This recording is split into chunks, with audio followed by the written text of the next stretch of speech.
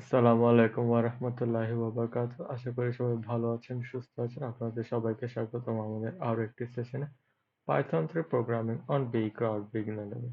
আজকের সেশনে আমরা সলভ করছি প্রবলেম 1153 এবং আমাদের টাইটেল হচ্ছে সিম্পল ফ্যাক্টোরিয়াল। তো চলুন শুরু করা যাক। আচ্ছা, তো আমাদের একটা ভ্যালু রিড করতে হবে এবং তার করসপন্ডিং ফ্যাক্টোরিয়ালটা আমাদেরকে প্রিন্ট করতে হবে। তো ফ্যাক্টোরিয়ালের ফর্মুলা তারা আমাদেরকে দিয়ে দিয়েছে। n equals to n into n minus 1 n minus 2 n minus 3 এভাবেই এটা কন্টিনিউয়াসলি চলতে থাকবে। তো ভেরি সিম্পল একটা প্রবলেম। তো চলুন আমরা চলে যাই আমাদের প্রোগ্রাম ফ্লো চার্টে। তো সবার প্রথমে আমরা একটা ইনপুট নিব। ইনপুট নেওয়ার পর রেজাল্টে আমি পরে আসতেছি। আমাদের ফর লুপে চলে যাব। ফর লুপে এই রেঞ্জ হবে n পর্যন্ত এবং এখানে আমাদের যে রেজাল্টটা আছে এটা হবে এখানে আমরা যেটা দেখছি n মাইনাস ওয়ান টু এরকম ইনক্রিমেন্ট করতে থাকবে, যেহেতু আমরা ওয়ান টু এর জায়গায় আমরা বসাবো আই। তো ফর লুপ যখন কন্টিনিউসলি ইটারেট হবে এর value one two three four করে বাড়তে থাকবে। এবার আছে এখানে যেহেতু আমরা এখানে গুণ করছি এর কারণে আমার ইনিশিয়ালি রেজাল্টের ভ্যালু আমি দিয়েছি ওয়ান। আমি যদি জিরো দিতাম তাহলে পুরোটা জিরো হয়ে যেত। এরপর আমাদের এটা ফর লুপের ইটারেশন শেষ হলে আমরা আউটপুটটা প্রিন্ট করে ফেলবো। তো ভেরি ইজি, চলুন আমরা চলে যাই আমাদের কোডে।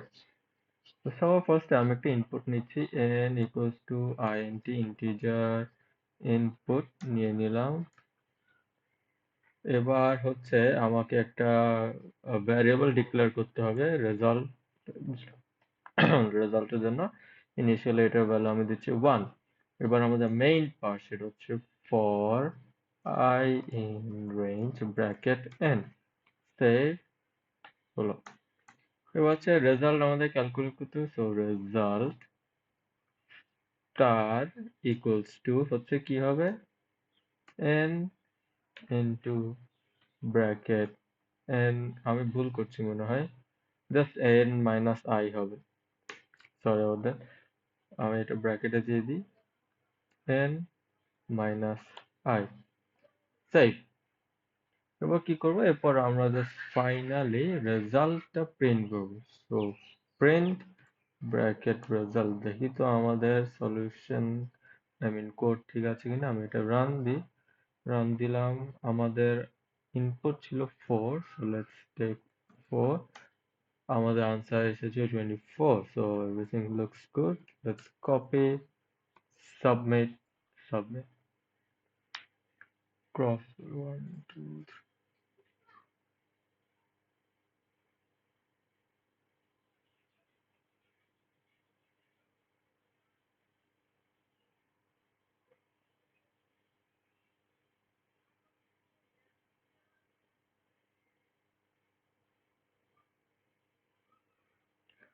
আমাদের এটা অ্যাকসেপ্টেড।